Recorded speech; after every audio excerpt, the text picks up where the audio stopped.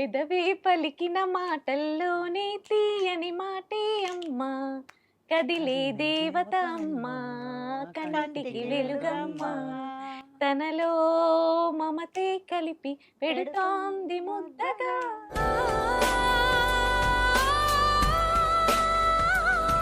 ఎప్పుడన్నా అమ్మతో మాట్లాడుతూ ఎండ్ ఆఫ్ ద డే మా అమ్మకు వస్తే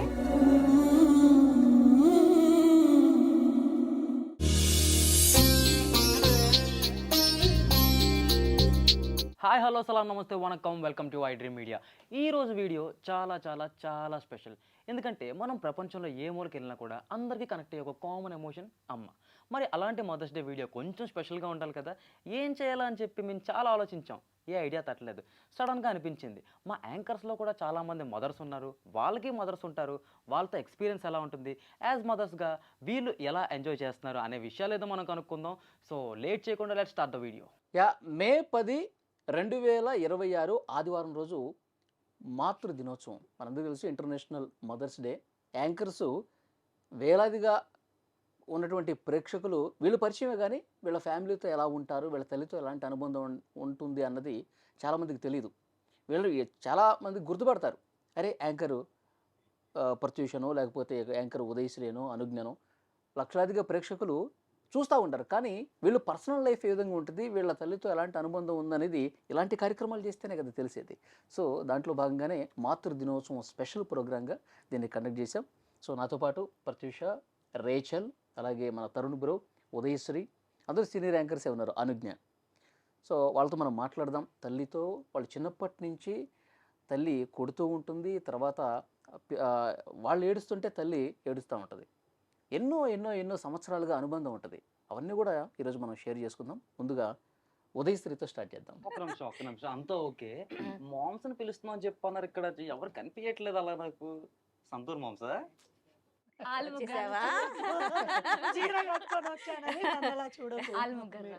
మీరు కదా నాకు తెలుసు నువ్వు ఇలాంటి పాయింట్కి వస్తావని. We expected this. Okay, come on, carry on. అనుకుంటారు మినిమం ఉంటుంది. సో మనం ఎక్కడనే స్టార్ట్ చేద్దాం, చిన్న ఫన్నీ సెగ్మెంట్ స్టార్ట్ చేద్దాం. యాజ్ మామ్స్ గా మీకు కొన్ని ఎక్స్పీరియన్స్ ఉంటాయి డైలీ లైఫ్ లో, మీ పిల్లలతో ఉంటాయి, అర్థమైంది కదా? ఉంటాయి. మమ్మీ నాకు అది కావాలి, మమ్మీ నాకు ఇది కావాలి. నేనైతే తిరుపతిలో కారు కొనిపోతే కింద తోలేసి మరి ఏడ్చేసేవాడిని. సో అలాంటి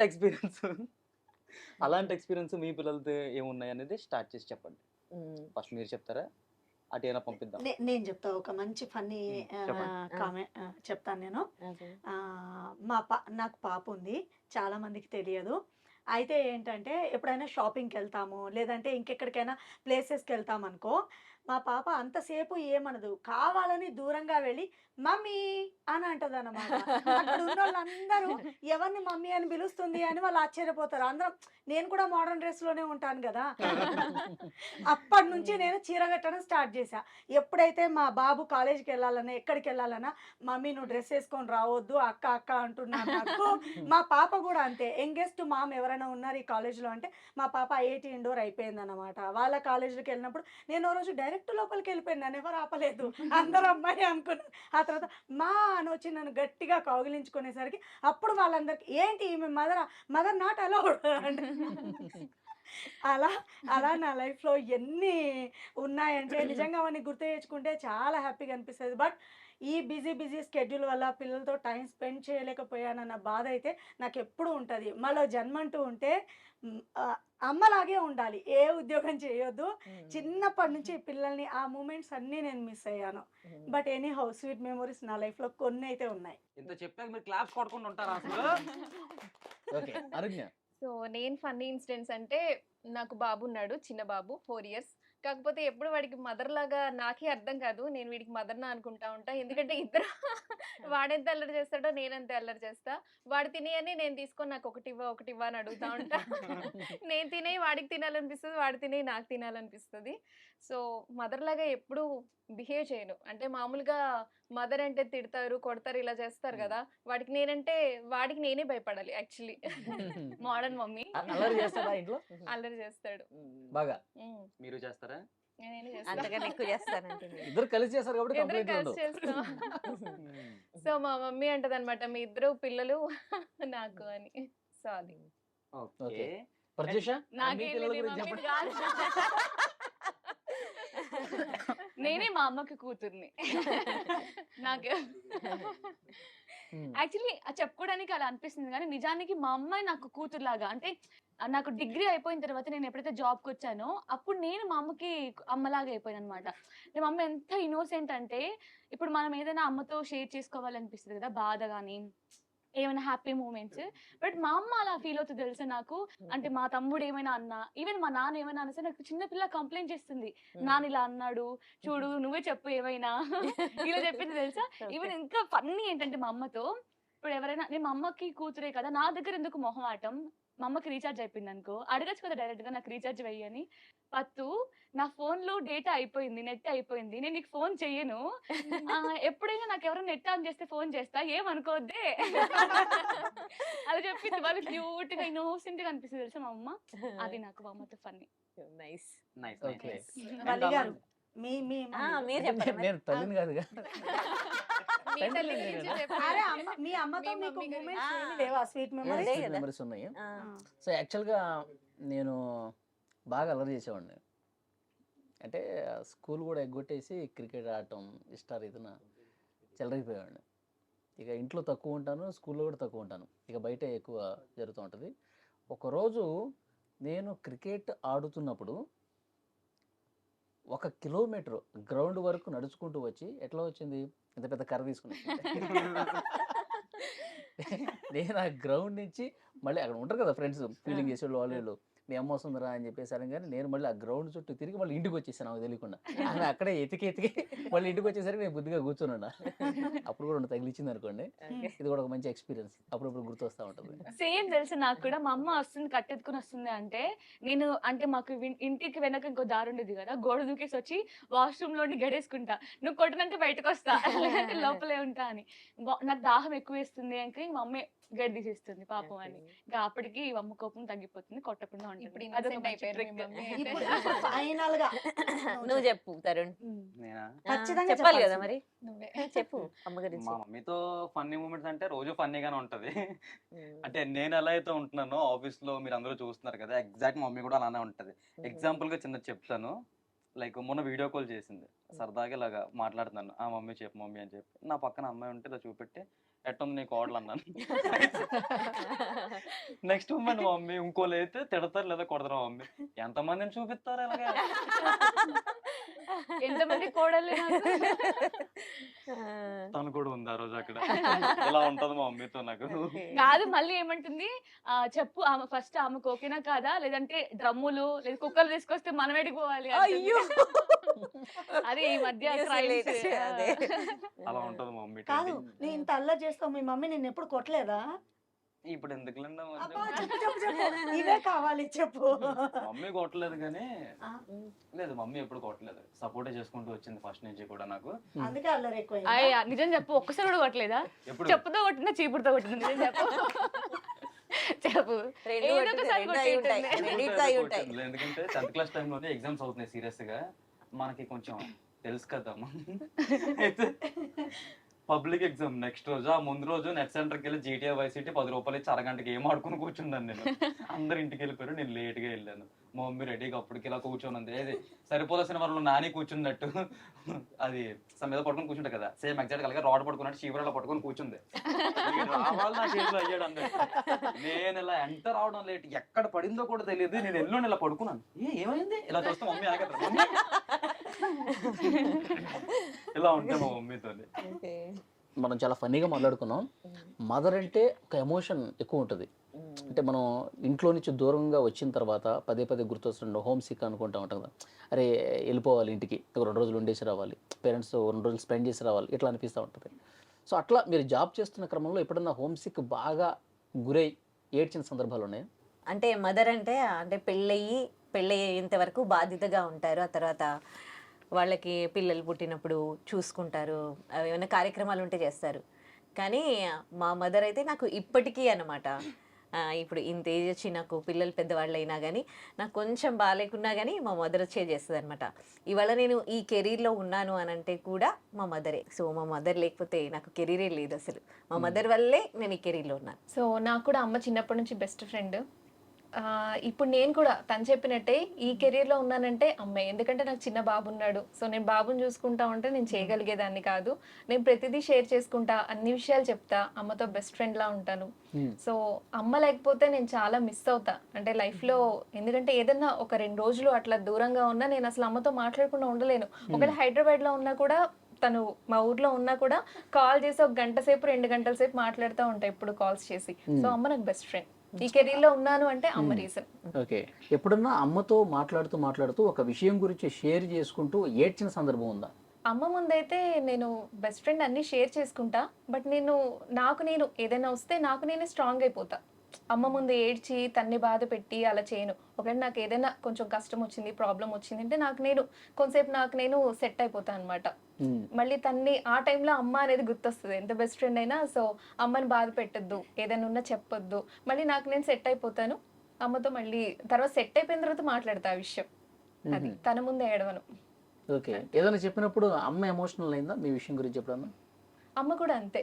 అంటే నా ముందు ఎమోషనల్ అవ్వదు, తను సెట్ అయిపోయిన తర్వాత మళ్ళీ నాతో మాట్లాడుతుంది. అంటే నేను బాధపడతానని అమ్మ బాధపడుతుందని నేను, అలా ఆ విషయంలో మాత్రం గుర్తొస్తుంది అనమాట. మంచి ఒప్పందం చేసుకున్నారు అయితే.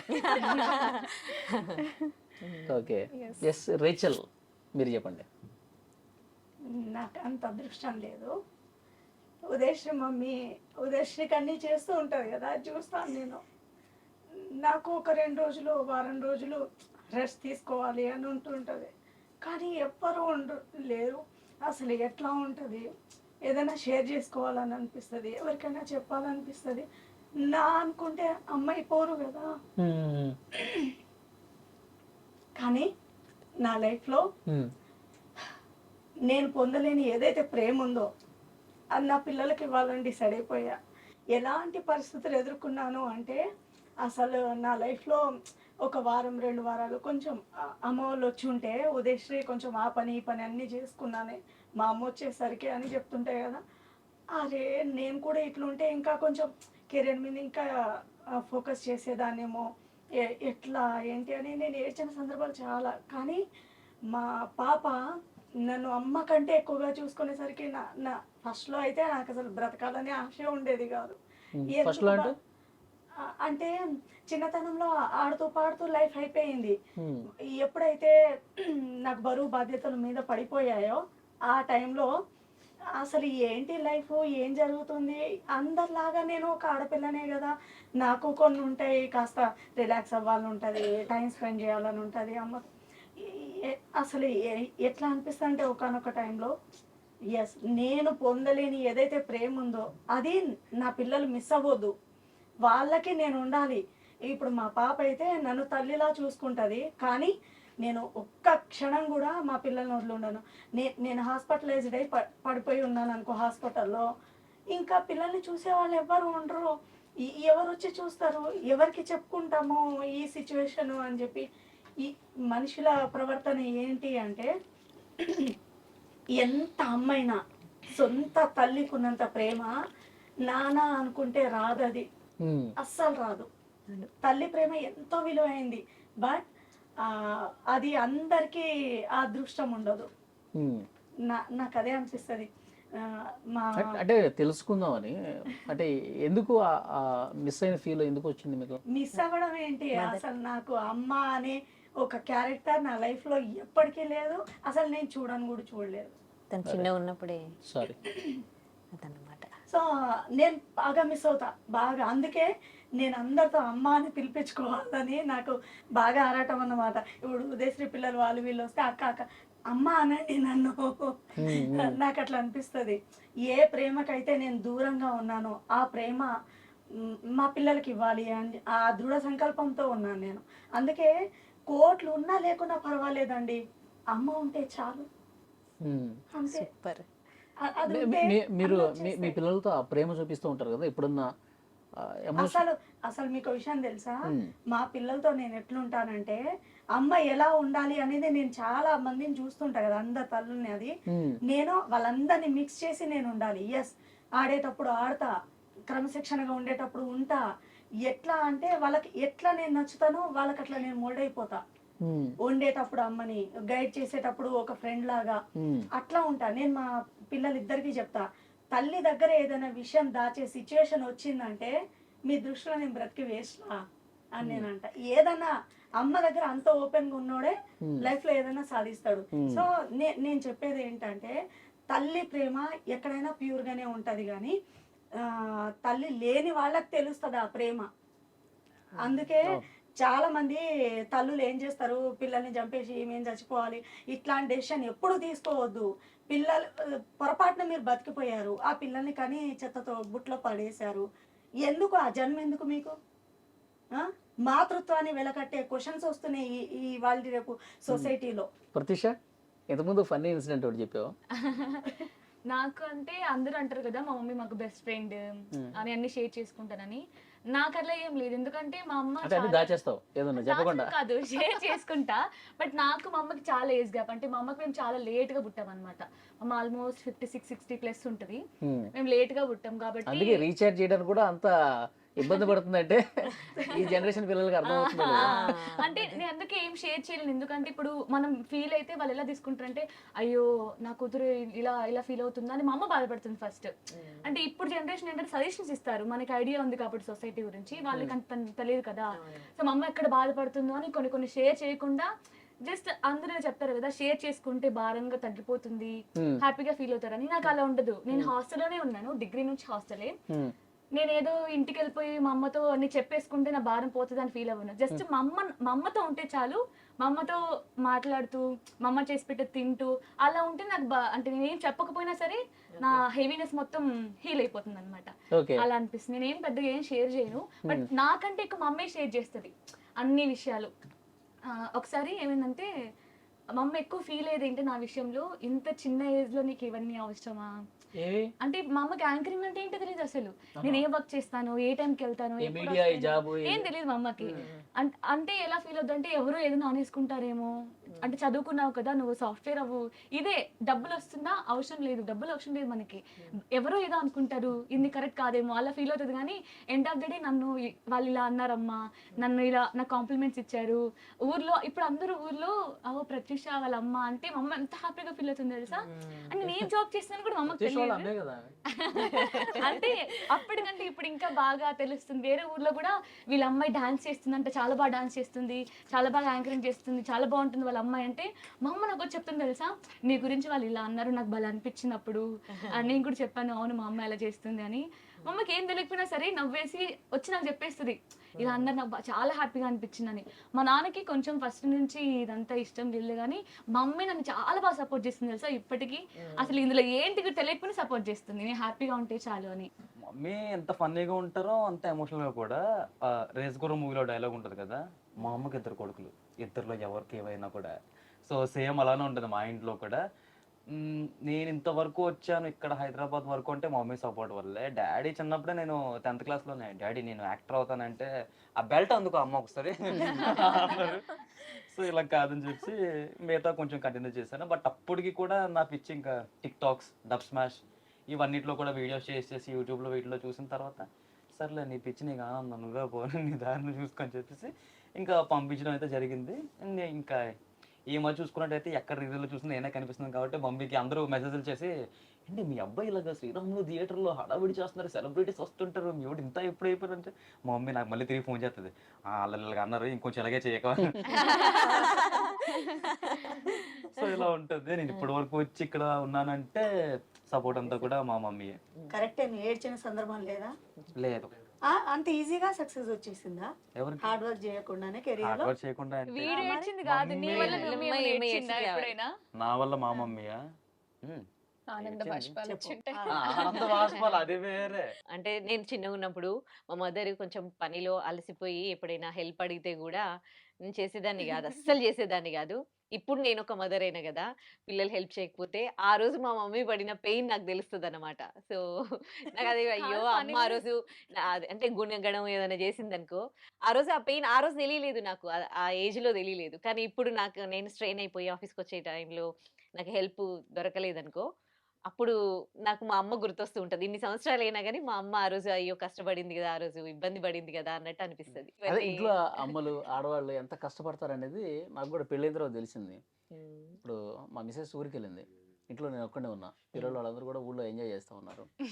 ఇప్పుడు బాసనలు తోముతుంటే మొత్తం పట్టేస్తా ఉన్నా. అంట్లు తోముతాం కదా, అదే అదే అంట్లు తోముతున్నప్పుడు మొత్తం చేయి మొత్తం లాగుతూ ఉంటది. ఆ, తర్వాత బట్టలు మనం ఆ, 4-5 రోజుల తర్వాత ఉతుకుతూ ఉంటాం కదా, ఆ, ఇట్లా కింద తీసి లేసి ఇట్లా పిండి ఆ. ఇంత చేస్తుంటే పట్టేస్తా ఉంటది. వీళ్ళు ఎంత కష్టపడుతున్నారు. కదా చిన్నప్పుడు మన అసలు మన అమ్మ. మదర్ అయినా కానీ ఉమ్, ఇప్పుడు భార్య అయినా సరే ఎంత ఉమ్. కష్టపడుతూ ఉంటారు మన కోసం అని చెప్పి ఈ పనులు చేస్తుంటే కానీ మనకు అనుభవం అయితే కానీ తెలియదు. సో ఇప్పుడు మన టాస్క్ ఏంటంటే ఏం ప్రత్యూష చెప్తారు? ఇక్కడ మదర్ క్యారెక్టర్, ఉదయశ్రీ చిన్నపిల్ల క్యారెక్టర్ అన్నమాట. Now, ఇప్పుడు ప్రత్యూష ప్యాంపర్ చేయాలి తనని. నేనా ఆ. Yes, yes. సరే, నేను నా పిల్లలకైతే కరివేపాకు ఇష్టం తీసేస్తా. ఓకే, ఏం తిన్నాను. కర్రీ? ఒక్క ముద్దే. ఏం కర్రీ వండినావు అమ్మా? నేను నీకోసం చికెన్. చికెన్. నాకు కీమా అంటే ఇష్టం, నాకు చికెన్ వద్దని చెప్పినా నేను. నేనే చికెన్ చేశా, తినా అని చెప్పినా, తినాలి నాకు వద్దు. తిను, తినకపోతే ప్లీజ్ మా, నన్ను బలవంతం చేయకమా, నువ్వు నాకు ఇష్టం ఆ ఉండదు కర్ర మా. ఎందుకు, ఆ కర్ర ఎందుకు? కర్రలతో కూడా ఈ మధ్యలో ఏమో అలాగే కర్రలతో కట్టరా. నేను నా పిల్లలు ఇలానే చూసుకుంటా. అబ్బా. ఈ జనరేషన్ పిల్లలు ఇట్లాగే చేస్తారు. నాకు వద్దు మా, నేను చెప్తున్నా, నేను తిననంటే తినను. నీ సావు నువ్వు సావు. మళ్ళీ బ్రో నాకు ఇప్పుడే అనుజ్ఞ గారు చెప్పారు, ఉదయశ్రీ గారు పాటలు ఏవో బాగా పాడతారంటే ఒక్కసారి మదర్ మీద ఒక్క చిన్న పాట. గొంతు మార్చి పాడినట్టుగా అనిపిస్తుంది దాంట్లో. గొంతు మర్చి పాడక్కర్లేదు, మామూలుగా పాడినా మామూలుగా పాడితే మీరు వినలేరు. ఒక్క మదర్ మీద సాంగ్. పెదవి పలికిన మాటల్లోనే తీయని మాటే అమ్మా, కదిలే దేవత అమ్మా, కంటికి వెలుగమ్మా, తనలో మమతే కలిపి పెడుతోంది ముద్దగా, తనలాలి పాటతోటి సరిగమ పంచుతో తీయగా, పెదవే పలికిన మాటల్లోనే తీయని మాటే అమ్మా, కదిలే దేవత అమ్మా, కంటికి వెలుగమ్మా. అరే అసలు పాడను పాడను అంటూనే అసలు నేను చెప్పలేకపోతున్నాను మా అమ్మ గురించి. నాకు ఎన్ని లైఫ్ నాకు ఎందుకో చాలా ఎమోషనల్ అయిపోతున్నాను. షీ సాక్రిఫైజ్డ్ అనమాట హర్ లైఫ్ కంప్లీట్గా. తను ఎంత సాక్రిఫైస్ చేసింది అంటే తన లైఫ్ని, అంటే అది తన పర్సనల్ లైఫ్, నేను ఇక్కడ షేర్ చేయలేను. అంటే నాకు ఎన్ని జన్మలు ఎత్తినా మళ్ళీ మా అమ్మే కావాలి. అలాంటి అమ్మ దొరకదు, నాకే కాదు ఎవరికైనా సరే. అమ్మ అసలు అమ్మ అంటే ఒక భగవంతుడు. అమ్మ చూపించిన ప్రేమ ఇంకెవరు చూపించలేరు. And I missing my mom. ఏదేమైనా తను ఇప్పుడు హ్యాపీగానే ఉంది. తను ఇప్పుడు హ్యాపీగా హెల్దీగా ఉండాలని కోరుకుంటున్నాను. గ్రేట్. నేను గర్వపడతా. నేను మళ్ళీ జన్మకి అమ్మగానే ఉండాలని అనుకుంటాను. అది మా ఇద్దరు పిల్లలకి. అసలు అమ్మలో ఉన్న గొప్పతనము అది అనుభవిస్తేనే తెలుస్తుంది. సో ఆ మాతృత్వం ఎంత విలువైందంటే దయచేసి అబార్షన్లు అట్లాంటివి ఏం చేయించుకోవద్దు. మళ్ళీ జన్మ ఉన్నా కూడా మా ఇద్దరు పిల్లలకి అమ్మగా పుట్టాలని కోరుకుంటా. అలాంటి పిల్లల్ని నాకు దేవుడు ఇవ్వాలని కోరుకుంటా. నేను చాలా నేను చాలా ప్రౌడ్గా ఫీల్ అవుతా. మా అబ్బాయి శ్రీమన్, మా పాప మనం చూసి ఒక తల్లిగా నేను చాలా ప్రౌడ్గా ఫీల్ అవుతా. సో కేవలము అంటే అమ్మని చూసి పిల్లలు ఎలా మురిసిపోతారో నాకు తెలియదు, కానీ పిల్లలు కూడా అమ్మని చూసి అంతే మురిసిపోతారు. సో నేను అలా అనుకుంటా. నైస్. అనుజ్ఞ? చిన్నప్పటి నుంచి యాక్చువల్గా మా అమ్మ కొంచెం అరుస్తుండేది అనమాట. అంటే కొన్ని విషయాలు తన కోపం వస్తే అరుస్తుండేది. అయితే నేను అనుకునేదాన్ని అమ్మ అరుస్తుంది. నేను కొంచెం చిన్నప్పటి నుంచి సాఫ్ట్గా సెన్సిటివ్గా ఉండేదాన్ని. అరుస్తున్నా కూడా నేను ఫీల్ అయ్యేదాన్ని. అంటే ఇప్పుడు పిల్లలు అయితే వాళ్ళే భయపెడతారు మామ్స్ని, నేను అలా అనుకునేదాన్ని. కానీ అది నా మంచి కోసమే చెప్తుంది, నాకేం కాకూడదని చెప్తుంది. అంటే రోడ్డు మీద రోడ్ క్రాస్ చేసేప్పుడు నా చెయ్యి గట్టిగా పట్టుకునేది, దానికి కూడా నేను అప్పుడు ఫీల్ అయ్యేదాన్ని. తర్వాత తెలిసింది అంతా నా మంచి కోసం చేస్తుంది ఇదంతా. అంటే చిన్న విషయాలు ఏమన్నా పిల్లల్ని చూసి ఏమన్నా చేయడము అలాంటివి చేస్తుంటే కొంచెం సీరియస్ అయ్యేది. అది కూడా నేను ఫీల్ అయ్యేదాన్ని చిన్నప్పుడు. కానీ నేను ఎప్పుడైతే అమ్మ అయ్యానో, నా అంటే బాబు చెప్పాను కదా చిన్నోడు, తర్వాత నాకు అమ్మ వాల్యూ తెలిసింది. నాకు ఇంకా ఎక్కువ నేను మదర్ అయిన తర్వాత అమ్మ గొప్పతనం ఏంటో బాగా తెలిసింది. అండ్ చాలా హ్యాపీగా ఫీల్ అవుతున్నాను నేను ఇప్పుడు. మా అమ్మ పుట్టక ముందు ఒక 3-4 మెంబర్స్ ఏమో పుట్టి చనిపోతూ వచ్చారనమాట. సో మా అమ్మ కూడా ఏమన్నా అవుతుందేమో అనే భయంతో స్కూల్ పంపిస్తే వాళ్ళ టీచర్స్ మమ్మల్ని కొడతారు అనే ఉద్దేశంతో మా అమ్మని స్కూల్ పంపించలేదు తెలుసా. మా అమ్మమ్మ వాళ్ళు అంత గారాబంగా పెంచుకున్నారు మా అమ్మని. కానీ పెళ్ళైన తర్వాత మా అమ్మని వాళ్ళ అమ్మ వాళ్ళు ఎంత గారాబంగా పెంచుకున్నారో అది మొత్తం రివర్స్ అయిపోయింది. నేను ఏం చేయాలనుకున్నా మా ఎండ్ ఆఫ్ ద డే మా అమ్మ కోసమే, మా అమ్మ హ్యాపీగా ఉండడం కోసమే. నేను కూడా మా అమ్మని ఒక మంచి విల్లాలో, మంచి కార్లో, ప్రతి విషయం వాళ్ళ అమ్మ అని అనిపించుకుని చేయడం కోసమే నేను ఈ ఫీల్డ్ని చూస్ చేసుకున్నా. ఖచ్చితంగా సక్సెస్ సాధిస్తావు. చాలా చిన్న ఏజ్ లోనే ఈ ఫీల్డ్ లోకి వచ్చి ఇప్పుడే నువ్వు ఇంత బాగా యాంకరింగ్ చేస్తున్నావు. డెఫినెట్లీ నువ్వు కానీ నీ ఈ గోల్ కాలం రీచ్ పిల్లలు అవుతావు. హా, yes. అమ్మల గురించి ఎంత Yeah, yeah, ఆలోచిస్తారంటే definitely. అబ్బాబ్బా మా పాప కూడా అంతే, వీళ్ళ పాప అంతే. అసలు వాళ్ళ గురించి ఆలోచించడం మర్చిపోతారు, అమ్మల గురించి ఆలోచించడం మొదలు పెడుతున్నారు. నాకు అదే అనిపిస్తుంది. మదర్స్ గురించి మనం ఎంత మాట్లాడుకున్నా కూడా మనకి ఓ 2-3 ఎపిసోడ్లు వేసుకున్నా కూడా ఆశ్చర్యపోకర్లేదు. And Wali bro, Yeah. మీరు చెప్పేది ఏమైనా ఉంటే. చాలా బాగా జరిగింది ప్రోగ్రామ్ అంతా కూడా, వాళ్ళ మదర్స్ గురించి. సో పిల్లలుగా వాళ్ళు మదర్తో అంటే మీతో ఉన్నటువంటి అనుబంధం గురించి చాలా బాగా, అంటే ప్రేక్షకులు కూడా ఎంజాయ్ చేస్తుంటారు ఈ ప్రోగ్రామ్ ఆశాంతం కూడా. సో వన్స్ అగైన్ ఆదివారం మే 10, 2026 మాతృ దినోత్సవం జరుపుకుంటున్నటువంటి ప్రతి ఒక్కరికి, అంటే చాలామంది రేషులు ఎంతకుముందు అన్నట్టు ఆ అనుభూతి చాలా కొంతమందికి దక్కదు, చాలా ఎమోషన్ అయ్యేసుకుందరు కూడా. సో డెఫినెట్గా అమ్మలందరికీ మాతృ దినోత్సవ శుభాకాంక్షలు.